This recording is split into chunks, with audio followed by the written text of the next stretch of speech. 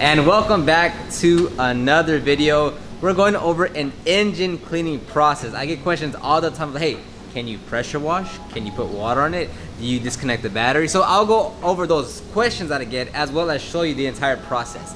You can check out all the links to the tools and products that I have in the description box down below. But remember, what we use for the wheels and tires, we use basically all of those. Well, the ones that we use on the engine come from the wheels and tires. So we don't have any separate tools for each one. It's just the wheels, brushes get used on the engine cleaning process. Anyways, let's get started with this video.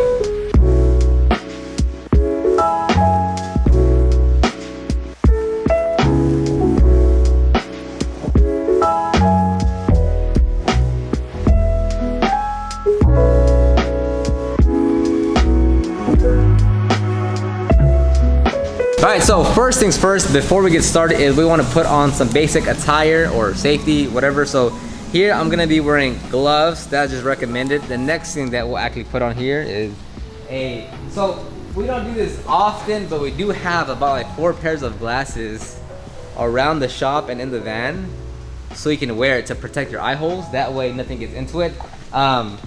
I won't be wearing them. I will wear them because it is important to wear them, because it only takes one time for the degreaser to shoot you back in the eyes. So as far as tools and products, I'll keep it here for now. For tools and products, again, this is our entire wheel bucket setup. Like, we use all this for wheels, but for the engine cleaning process, we're only going to use this Fender brush. I'll gently place it here. We're going to use the large Easy Diesel brush. And again, don't use these specifically, just buy, oh, it's missing the cap, that's no bueno. Use anything, any alternative that accomplishes the same task that these brushes do. We're gonna use this wheel face brush. And lastly, we'll use like a large wheel lug nut brush. This isn't a wheel, we use this for wheel lug nuts, but this is just like a general work stuff brush here. So of all the wheels and tires setup that we have, we're only gonna use 4 brushes plus the APC. Now this is an all-purpose cleaner called Super Clean, diluted 4:1. You can use whatever all-purpose cleaner, Meguiar, Shine Supply, Chemical Guys, whatever you want.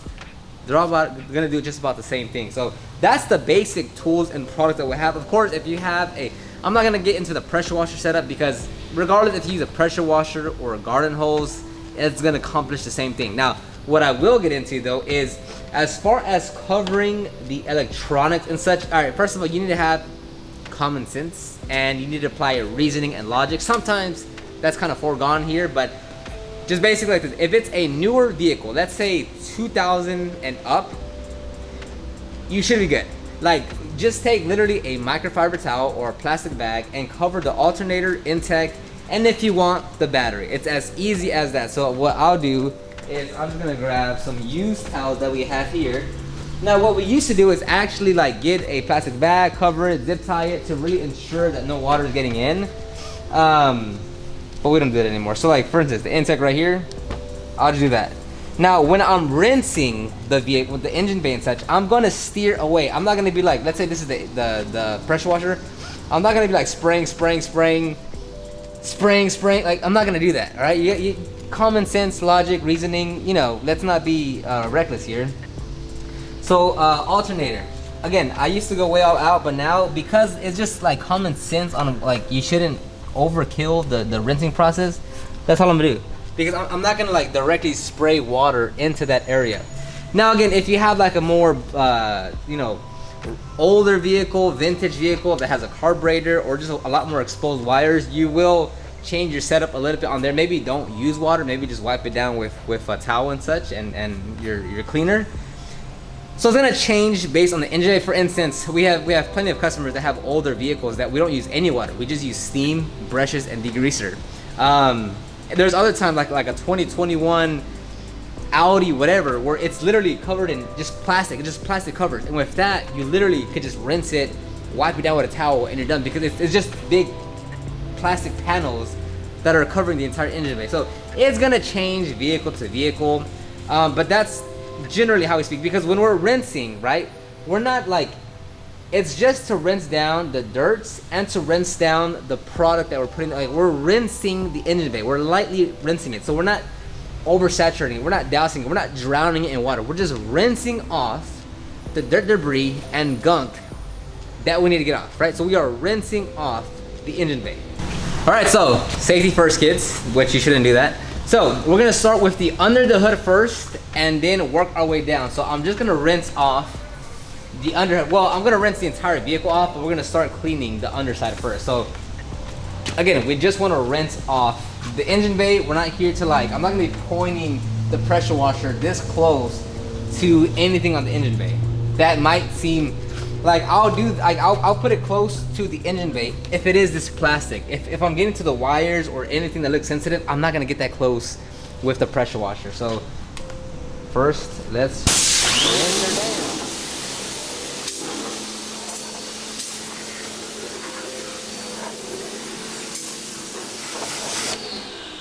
That's it, very simple. That is as much rinsing that it needs on the top portion. So now we'll do with the engine bay. Now, if it was much, this is just your lights, driving, dust accumulates, nothing biggie. But if it was dirtier, you could pre-spray it with APC, let it dwell, and then hit it with the pressure washer. So actually I'll do half of it just as a demonstration. So if it was bad, like really bad, you can do this and let it sit there for a little bit to kind of break down the gunk. That way, when you go to rinse it, it's already eating down. But this one's not that bad. So regardless, even if we didn't do this, we're gonna get the same results.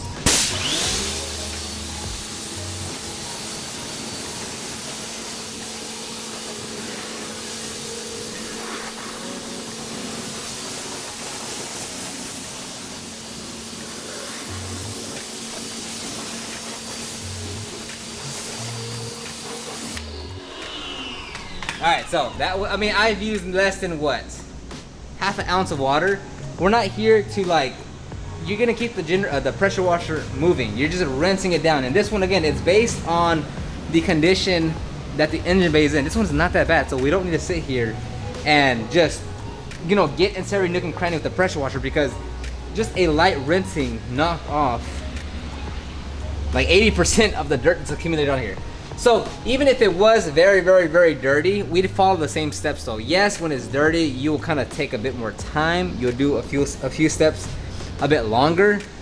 Regardless though, between really clean and really dirty, like average, I'm not saying like there's an oil leak and a spill and something exploded. I mean like it's just a thick layer of dirt and grime. You're gonna follow just about the same process. So now what we'll do is we're gonna start with the top portion. I'm actually not a fan of foamers, but we're gonna spray down the engine bay. You're gonna take your whatever brush you want. Honestly, you can go with either of these, right? You could use this one right here because it's closer to you, or you could just use this one the whole time. I'll use both just to demonstrate that it doesn't matter which one to use. You don't really need to use either of them. But you can do everything with this one. Now, if it's on a truck or something and you're short like me, then you want the bigger brush because obviously it's gonna help you reach it's gonna help you reach the farther areas from you. Duh. But with this one, such a small vehicle, I think a small brush would do just fine to clean it. As you can see, like I'm not having any problem reaching the other areas. I think Steve is on something over there.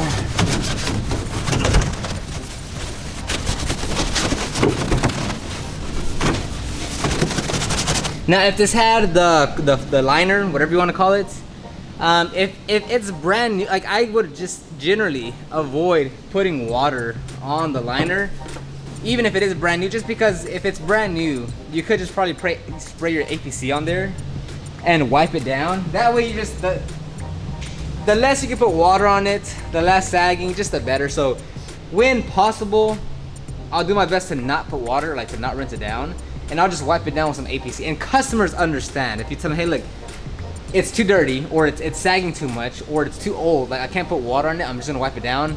We've never had a customer go against that, because it's a very visible thing to show. So now we will rinse the top portion.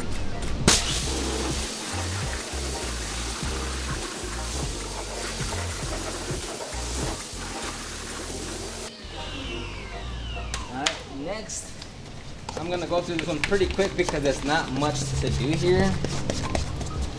So we're gonna lay down the foam, the cleaner. Again, I don't really care that it's a foam. This is just the bucket that the other one is not a foam sprayer. But that's what we got. You can spray your brush again. And this one honestly is not dirty, so I'm not going to try to act like I'm standing here for 20 minutes agitating. But you'll use, generally it's gonna be broken down like this, right? The large brushes are for the large parts, and the small brushes are for the smaller areas. That's as intricate and sophisticated that you wanna get with your engine cleaning process. Large brushes, large areas, small brushes, small areas.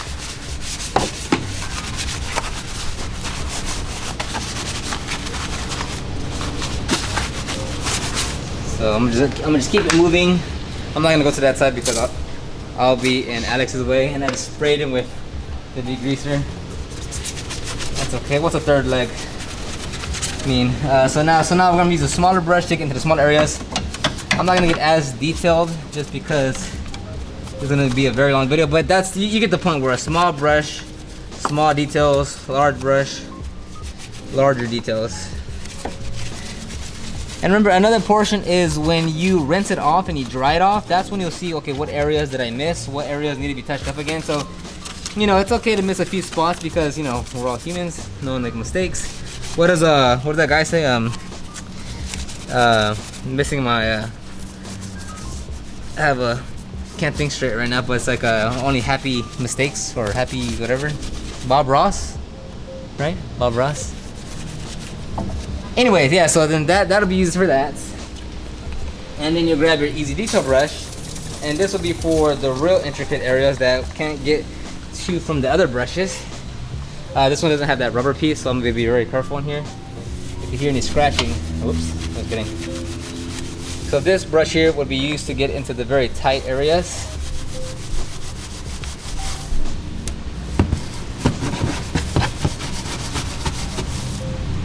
You gotta get the point.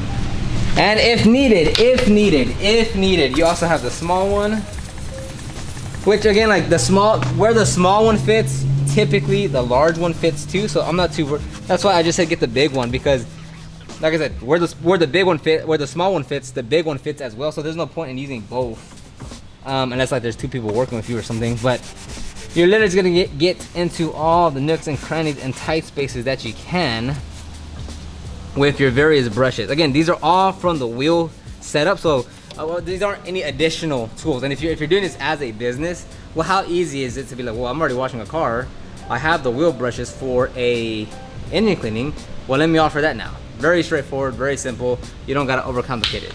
So now he's gonna time lapse this, and I'm gonna quickly go and get the rest of the engine bay.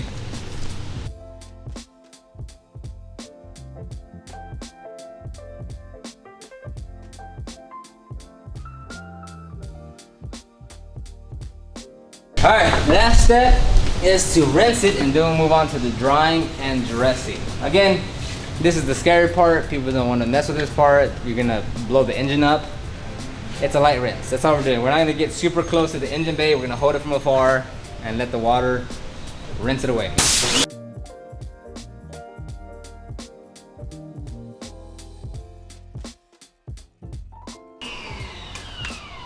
And that is it. That is the rinsing process. Next step is to dry it. If you have air compressor, you can use that. If you have a blower, you can use that. If you have like an electrical setup like we do, you can use that. Just use something. And do you necessarily need air? It helps a lot, especially to get into all the nooks and crannies. Is it absolutely necessary?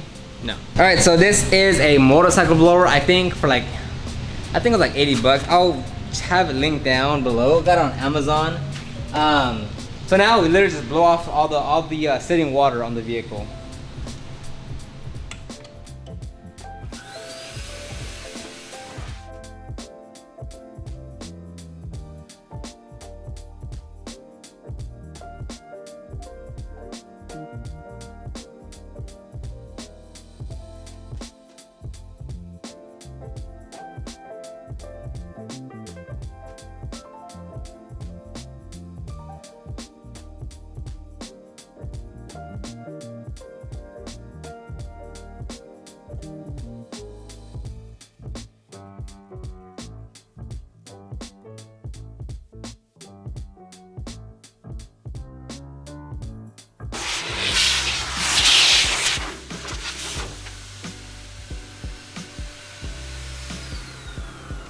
All right, that wasn't very hard now, was it?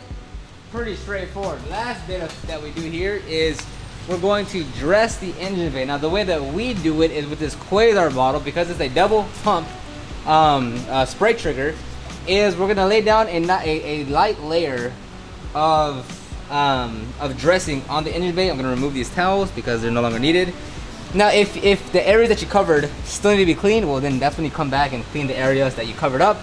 But here, again, super simple, just a straightforward video that we wouldn't get too complex with it and such. You're gonna clean up the areas that you covered, which shouldn't take long.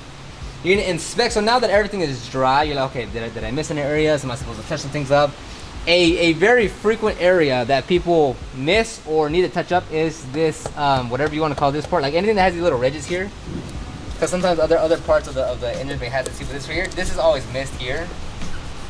That always need to be touched up.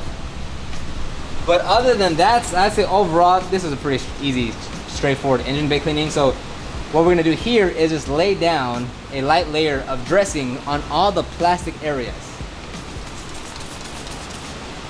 And it's kind of halfway, it's not that, we need to refill it, so it's gonna take a little longer to spray everything.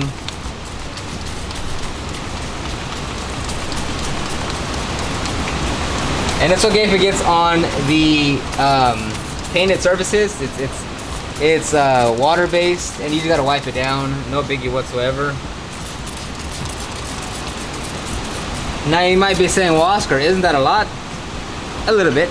But now all we have to do is get a towel, wipe it down, and then use the blower to push around any of the tire dressing to get into the nooks and crannies of all the plastic pieces. All right, so towel in hand. Please excuse the rain. Apparently there's a hurricane coming through. Pretty straightforward. Now you're gonna just wipe it down. Now we're not going for like absolute perfection because we're still gonna hit it with the blower. Now any painted surfaces, go ahead and just wipe those down. You could use an aerosol can if you want. You can be very specific and accurate with the aerosol can. The only downside with the aerosol can is that's how much you use. I mean, you can easily go through a can with like a few engine bays because, you know, you spray it, but you lose a lot of that, a lot of the product in the spray itself. Meaning like the stuff that doesn't land on the engine bay. So then you're gonna take the towel and just run it by all the hoses just to make sure it's equally covered. Again, if you see anything on painted surfaces or anything that's not plastic, just wipe it down. It's not a big deal. Even if it dries on there, it's not gonna ruin it or stain it.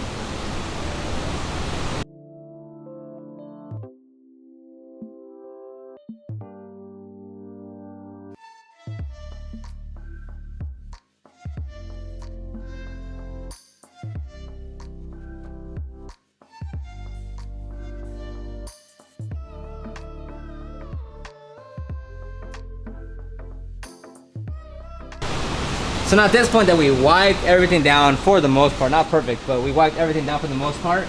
Now we can kind of get into the the dressing that's in the nooks and crannies with the blower as well, except this one has it has a high and a low.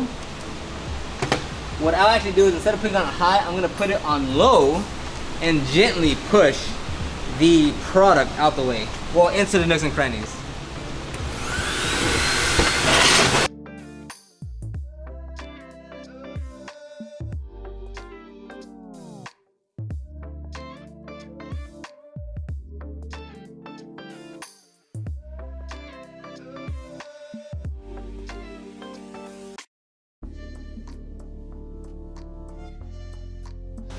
And that, in total, concludes the engine cleaning process. Now make sure you dress it up here, which I forgot, but that's okay. Make sure you wipe this down. And that's it. So now a common question I also get is like, have you ever had a bad, like anything go wrong? No, like in the however many engine, like hundreds of engine cleanings that I've cleaned, I've never had an issue with any of them. Next, what you would want to do is start the engine. Does it turn on? Yes, like we're good to go. So it doesn't need to be an overcomplicated process. You don't need to like, oh my God, I have to do this and do that. Depending on the vehicle, maybe you do, maybe how it's built, maybe the age, maybe something does yield that type of caution. as far as you're going very extra to make sure you're covering whatever might be exposed or whatever might be, you know, you might have to look out for. But in general, 9 out of 10 times with a 2000 and up vehicle, it's gonna be covered in plastic. Again, it's common sense, logic, and reasoning. Don't freaking get here and just douse it down with the pressure washer and hold it super tight, like super close and super for a long duration of time on the engine bay. It's just you're rinsing it down. That's it. You are rinsing down the vehicle. Hopefully, I've answered your questions, or at least the questions that I usually get on engine bay cleanings. For us, we charge $80 for engine cleaning. Typically, like just default price, small, large, is gonna be $80. If it's dirtier, it's gonna be more. Now with us, this is like a top surface aesthetic engine cleaning. We have customers that reach out to us and they're like, hey, like, can you know, I had an oil spill and the mechanic needs to find the leak. Can you clean underneath the engine? Can you get deep into the engine? When they're requesting that type of service, one, I say that's what she said. Two, we don't do that type of service because it's just not ideal. One, we're not gonna clean underneath the engine. We're just not gonna do that. Even if we had a lift, we wouldn't do that. Two, getting into the deeper parts of the engine bay, it's just not ideal. Our hands, the brushes, the steamer, it can't get to everything. So when customers are saying, hey, I need you to find, I need to clean it up because of a leak, or can you clean underneath? It's just a flat out no. We do not do that. We won't do that. And even if we did, we would charge like $250 and up for that type of cleaning because it's not. We don't have the proper setup, meaning a lift, and it's just not something that we want to do because we have done it in the past, and I'm like, man, this is not worth it. The results are crappy. It's, you know, it's just not ideal for anyone. So hopefully I've answered your questions. I'll have all the links in the description box down below to the tools and products, the brushes, the pads, the dressing. Just check down below. Let me know if you have any comments, questions, concerns about anything, and I'll talk to you guys on the next one.